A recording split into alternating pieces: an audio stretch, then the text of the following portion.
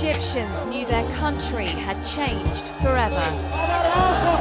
Thousands of protesters in Cairo's Tahrir Square celebrate now Mubarak is gone.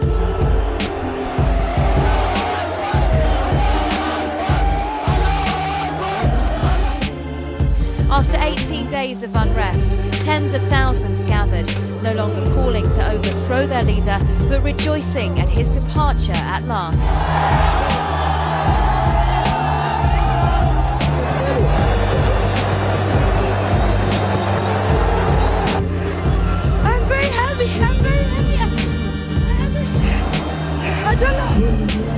I feel so happy, and I'm telling all my Egyptian people, congratulations, congratulations, this age is done, congratulations! Flares were set off to mark the people's victory over the man who ruled them for 30 years. There was chanting, cries that we have brought down the regime and hurrah for Egypt were heard. Fireworks marked the new beginning too.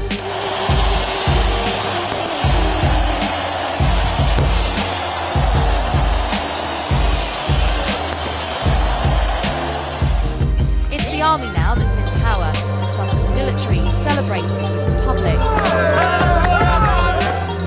People posed with them for photographs in front of tanks. Flag-waving children climbed into the vehicles.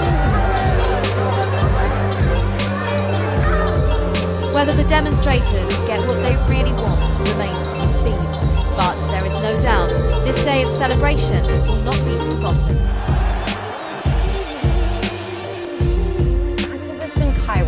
Working with the American embassy there, who revealed a plan by opposition groups to overthrow President Hosni Mubarak and install a democratic government this year in 2011. So, the question is this: is America's secret backing of rebel leaders behind the majority of this uprising?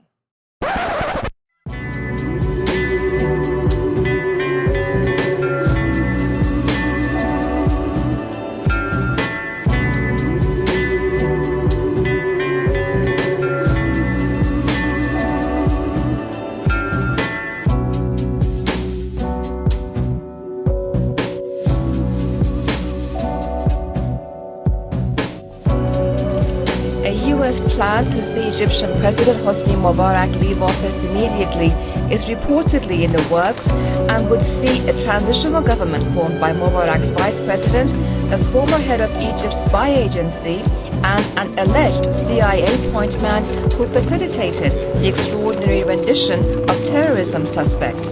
U.S. officials are discussing a plan with Egyptian officials that would see Mubarak quit immediately and hand over power to a transitional government run by Vice President Omar Suleiman, the New York Times reported on Thursday. As spy chief, Suleiman reportedly embraced the CIA's controversial extraordinary rendition program in which terror suspects lashed by the Americans were taken to Egypt and other countries without legal proceedings and subjected to interrogations.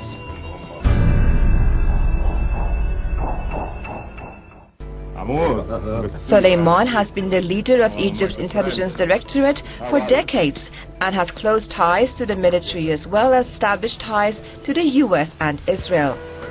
This apparently makes him a suitable choice for the US for an interim leader. As Egypt's intelligence chief, Soleiman was in charge of the country's most important political security files and was the mastermind behind the fragmentation of Islamic groups who led the uprising against the state in the 1990s. Soleiman has privileged contacts with US intelligence and military officials with whom he has now been dealing for at least a quarter of a century. He was the CIA's point man in Egypt for rendition, says Jane Mayer, author of The Dark Side.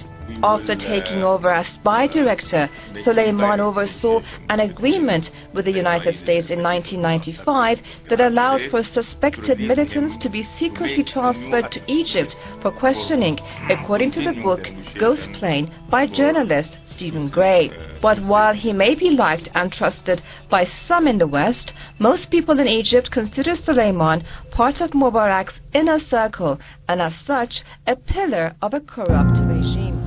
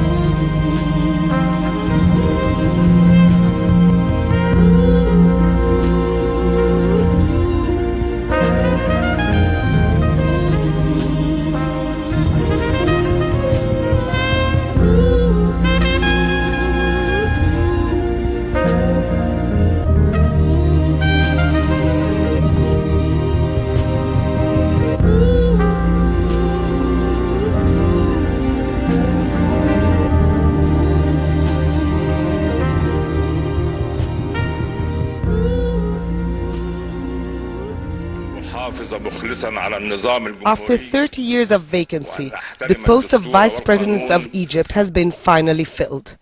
President Mubarak nominated his Chief of Intelligence, Omar Suleiman, in a bid to save his own presidency. The two have been working together for most of Mubarak's 3 decades in power.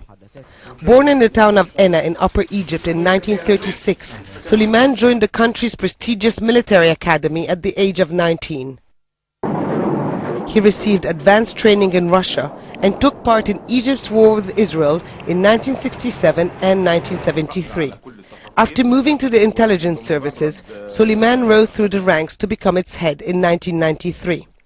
He had won the trust of the president, and both survived an assassination attempt in Addis Ababa in 1995.